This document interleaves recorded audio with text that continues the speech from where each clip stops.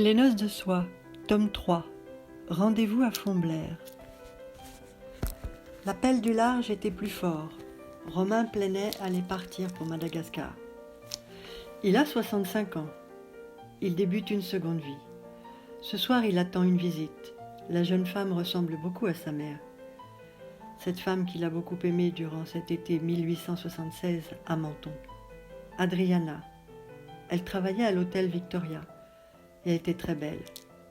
Ensuite, il a voyagé, Japon, Chine, le temps les a séparés. Ainsi, Romain découvre sa fille, Paul Cervelli. Sa mère est morte quand elle avait 7 ans, de la fièvre typhoïde. Hélas, au moment où sa fille entre de nouveau dans sa vie, Romain est prêt à s'en éloigner pour très longtemps. Pour toujours peut-être. Une semaine plus tard, Romain Plenet s'embarque sur le SS Adour, un paquebot de 100 mètres de long et d'une capacité de 500 passagers. Cyril Colomier a peur que les grèves se déclenchent. Adèle, sa mère, se dresse d'un coup. « Ton père et moi, nous avons tout donné. Une affaire florissante. Et tu m'annonces que nous allons être ruinés avec ces grèves et toutes ces difficultés. » Oui, c'est exact. Père a tout dilapidé avec sa maîtresse, qui a poussé notre père à faire des opérations à haut risque. Adèle ne doutait plus de la haine que son fils lui vouait. C'est Romain Plenet qui nous a mis sur la paille. Les deux fils souhaitent reprendre l'affaire en main pour mettre leur père hors circuit. Eugénie se rend à Fontblair. Elle se promène beaucoup et se rend sur la tombe de sa mère. Le départ de Plenet avait généré des torrents de railleries. Comment faire de la soie d'araignée pour concurrencer la soie lyonnaise? Tout cela laissait rêveur. Silvius a la certitude que son avenir sera meilleur s'il quitte le chariot d'or et décide de suivre Suarez. Il écrit une longue lettre à Plenet, qui comprend et ne lui en veut pas. Il lui donne les instructions pour le changement des pouvoirs. Suarez est un vieil homme qui se sent à 1000 lieues de Lyon. Eugénie confie à son amie Lisa que le géologue d'Arambert est parti avec le trésor des pièces d'or. Mais Eugénie sait où il se cache, et un jour elle le retrouvera. L'administrateur de l'Union générale du Levant répond de façon positive à la demande d'argent des fils Colomier, mais dans des conditions extrêmes. Ayant en main les chiffres, montant de la dette, encours des emprunts, valeur des immeubles, on atteignait les 10 millions. Cyril Colomier demande 5 millions. C'est une coquette somme. Et qu'apportez-vous en échange? Par exemple, notre entrée dans le conseil d'administration et des pouvoirs décisionnaires sur la stratégie commerciale. Bref, Cyril se voit imposer une tutelle et il se reprocha de ne pas avoir demandé le double, finalement. C'était comme s'il venait de brader son affaire, en fait. La santé de Romain Plenet se dégrade très vite, et lorsque les douleurs étaient trop vives, Plenet fumait de l'opium à très forte dose.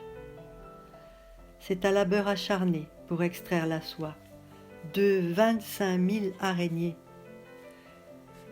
Une nouvelle soie apparaît, une soie artificielle qui ne vient pas du Bombix. Elle peut être produite à coût moindre. C'est de la cellulose nitrifiée. Elle va révolutionner le textile. Suarez se lance dans cette fabrication de la rayonne et le carnet de commandes se remplit sur Paris, Londres, Milan à des prix compétitifs.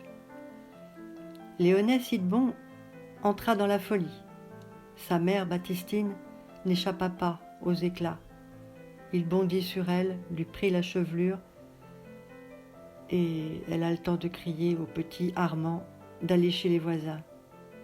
Mais le pauvre enfant savait déjà qu'il ne reverrait pas sa grand-mère vivante. La mort brutale de Romain Plenet a surpris tout le monde. Il est des esprits avisés qui prévoient que l'Allemagne déclarera la guerre. Charles Péguy et même Jaurès, mais l'élite tait la vérité au peuple.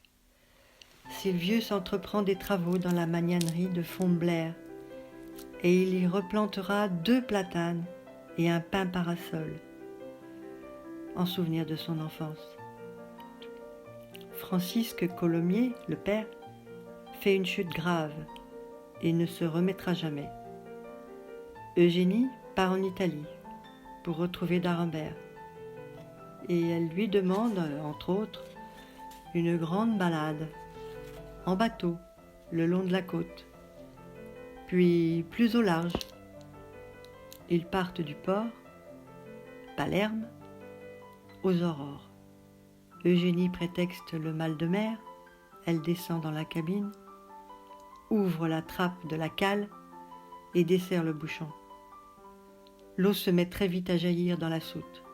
En 10 minutes, la goélette se perd dans les profondeurs océanes. Été 1914. Ils ont tué Jaurès. Ils ont osé, les salauds. Les gendarmes placardent les affiches. Ordre de mobilisation. Sylvius emmène Roxane et sa fille Jade à Fontblair. Et Suarez, son ami, les rejoindra. Fontblair sera le refuge de ceux que Sylvius aime. Le bel été ne faisait que rendre irréelle la tragédie qui se jouait dans une chaleur étouffante. Sylvius et Suarez ont pris leur décision. Ils signeront leur engagement.